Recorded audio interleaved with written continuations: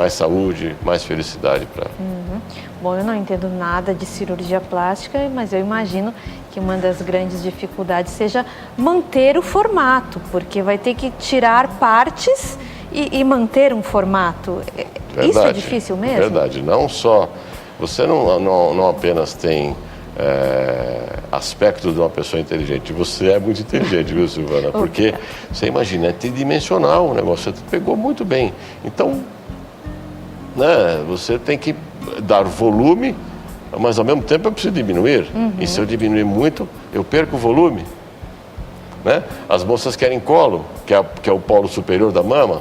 Bom, mas eu tenho que diminuir, como é que eu vou dar colo? Então há muitas técnicas cirúrgicas descritas por grandes profissionais, como Pitangui, como Liaci Ribeiro e outros, né? Ariê e tudo, que nos mostram como fazer isto. Numa mama maior, numa menor, numa mais caída, menos caída, para que você consiga adequar, diminuir com manter volume, que é uma problemática desafio, realmente, né? Quase filosófica, né? Vamos atender mais uma ligação. Agora é a Marisa de São Paulo. Alô? Alô? Boa tarde, Marisa. Boa tarde. Fica muito à vontade. É Marisa. Isso. Fica à vontade e conversa com o nosso convidado. Tá. Boa tarde, doutor Cláudio. Boa tarde, Marisa. É o seguinte, eu fiz a cirurgia do estômago e eu perdi relativamente uns 40 quilos, né? E eu estou bem agora, eu passei pelo cardiologista, por dermatologista, tudo. E todos eles acham que eu deveria fazer essa cirurgia reparadora. Inclusive, o meu plano de saúde me dá essa possibilidade, preferência. Certo. Mas eu tenho 70 anos, sabe, doutor? E eu estou meio preocupada. O senhor acha que eu precisaria fazer de busto, abdômen e barriga? E isso me incomoda porque, puxa vida, eu fiz tanto sacrifício, cheguei no peso que eu queria, tudo direitinho, né? E agora eu vejo que não dá o que eu queria. Eu queria saber, nessa idade, tem alguma assim, dificuldade, alguma coisa? O senhor acha que não se deve fazer mais? Olha, Marisa, é um prazer para mim responder uma pergunta sua, viu? Porque poderá esclarecer muitas dúvidas de muitas outras pessoas. Então, veja, ter 70, 60 ou 80 anos não significa não ter saúde. Então, se você tem saúde e se os exames laboratoriais e de imagens seus mostram isso, não há por que não operá-la. Agora, o mais importante de tudo, porque o doutor vai ver isso antes de operá-la. Se você está sem saúde, tem algum problema, ele vai te indicar uma terapêutica prévia. Porém, o mais importante disso tudo é o que você colocou, quer dizer, você fez a cirurgia de estômago, atingiu um peso que você corria atrás há anos. Ela disse, eu fiz tanto sacrifício, né? E agora você tem o direito de fazer essas cirurgias, né? Claro que tem riscos, viu, Marisa? Tudo na vida tem risco. Viver aqui em São Paulo é um risco diário, não é, Silvana? Oh, se é. Então, arrisque-se. Né? Lá na tua intimidade, na tua, né, no teu quarto ali, olhe no espelho. Não está gostando? Procure um cirurgião plástico e fala para ele, doutor, o que eu posso fazer para melhorar isso aqui? E aí, se você tem saúde, tem essa vontade, faça, por que não? A gente agradece a participação da Marisa e aproveitando, a idade já não é mais limite empecilho nenhum, claro. Quase claro nada na vida, né? Claro que não, não tenha dúvida. Você vê o seguinte, não é que não é empecilho, não é isso, não é também tão categórico assim, porém, hoje você tem pessoas de 80 anos absolutamente saudáveis. Não é que você pede os exames e fala, pô, parece um jovem de 20. Então, essa pessoa pode fazer uma cirurgia, por que não? Como ela já fez a bariátrica. Né? Eu não perguntei, mas ela deve ter feito há uns 4, 5 anos, por aí. Então, já com 60 e tantos anos, né? E a nossa expectativa de vida tem aumentado cada vez mais. E a gente vê, principalmente as mulheres que cuidam da saúde, vivem muito. O ano passado, vivem muito além dos 70 anos, que foi o que ela disse, é importante viver com qualidade, né? Semana passada saiu aí, né, do IBGE, a expectativa de vida média do brasileiro, 76 anos. Aumentou em 2 ou em 4 anos da última estatística. Então, O que Importante, mostra né? o que você acabou de dizer. Importante viver com qualidade, não apenas viver mais, né? Exatamente, exatamente. E para ela pode ser fundamental, né? Essa redução agora do abdômen, da mama, não é? Para que ela viva com mais qualidade e sinta-se melhor. Bom, a gente vai para o nosso intervalo, mas é muito rapidinho. Em 3 minutos nós estamos de volta e depois tem muito mais sobre cirurgia plástica reparadora. Até já!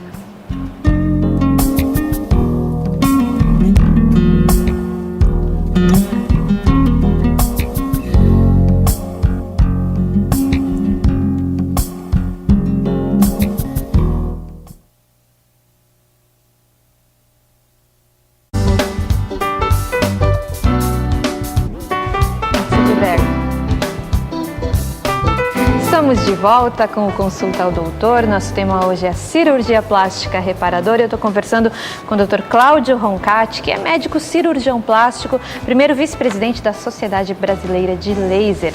Você de casa pode participar, pode fazer a sua pergunta pelo telefone 0 operadora 11 3337 5886. Também pelo nosso Twitter, @consultadoutor. Mande sua dúvida, sua pergunta, sua sugestão. Fique muito à vontade, porque a gente aguarda sempre a sua participação.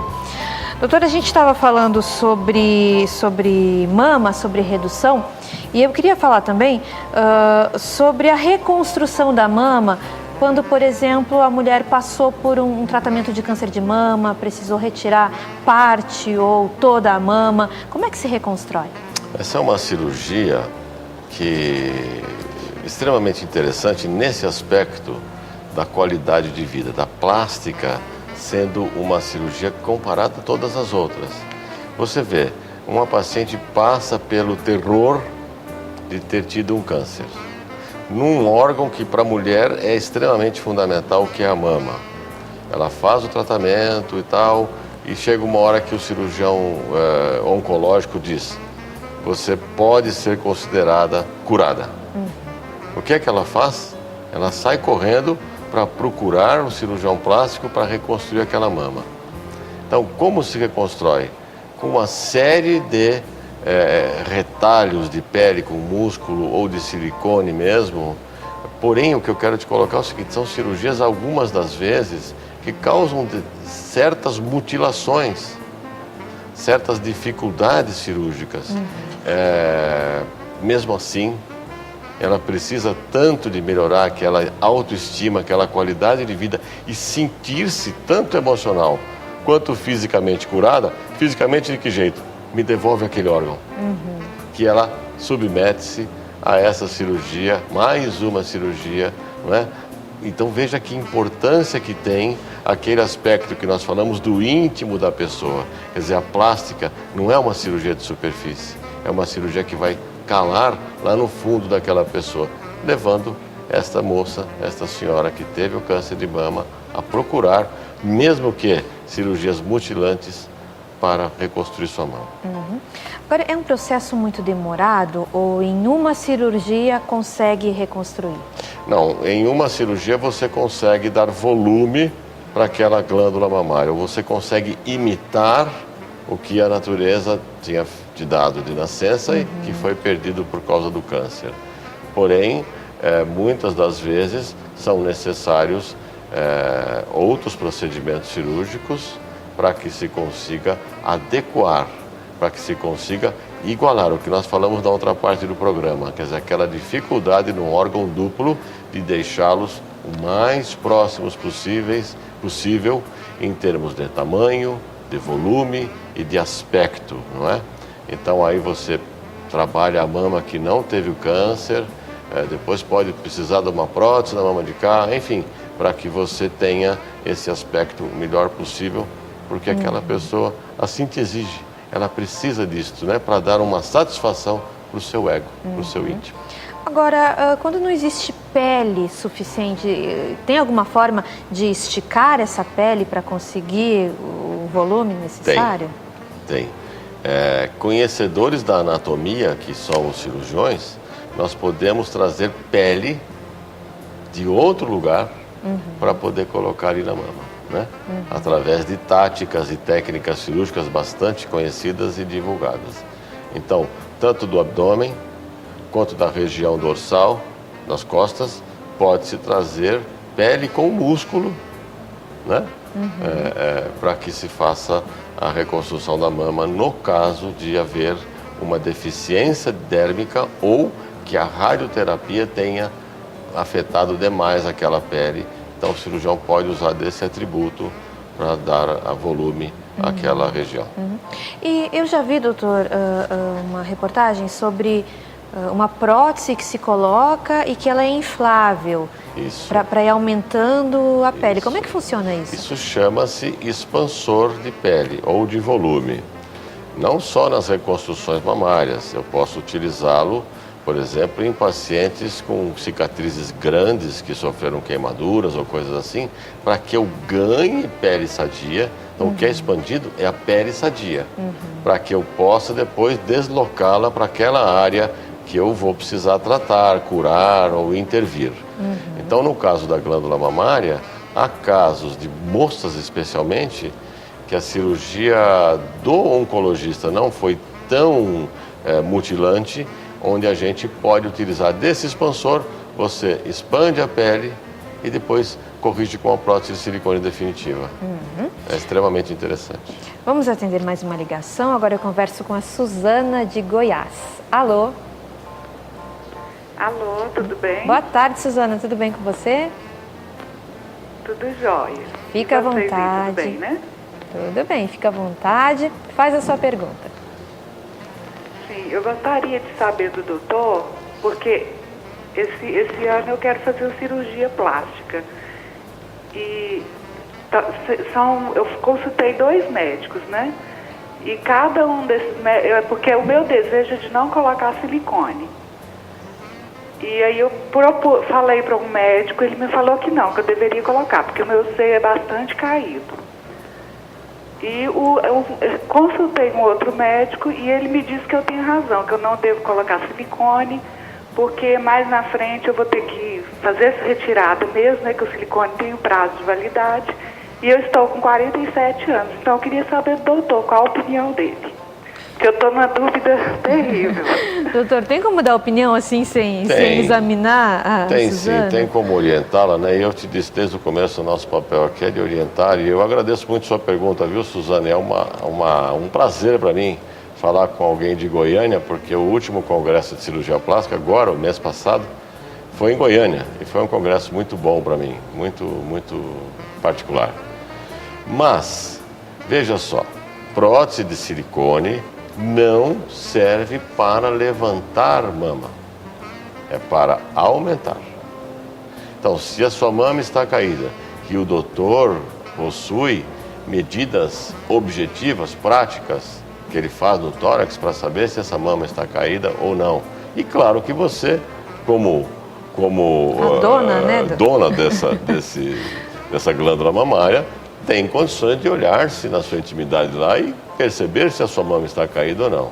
Então, se está caída, precisa de uma cirurgia plástica para levantar essa mama. Não precisa de silicone. Por quê? Se você puser apenas o silicone, você não vai corrigir a tua queda mamária. Claro que você pode levantar a mama e, ao mesmo tempo, no mesmo ato cirúrgico, aumentá-la colocando uma prótese de silicone. Mas isto tem que ser o seu desejo. Agora, o cirurgião tem que te orientar. Se a mama está caída, vamos levantar a sua mama. E você coloca para ele, doutor, ela é pequena. Eu posso também colocar uma prótese? E ele vai te orientar nesse sentido. Ouviu, Suzana? Muito agradecido pela sua pergunta. A gente agradece a participação da Suzana e vamos atender mais uma ligação. Alcina de São Paulo. Alô? Alô, Alcina, boa tarde, fica à vontade, pode perguntar.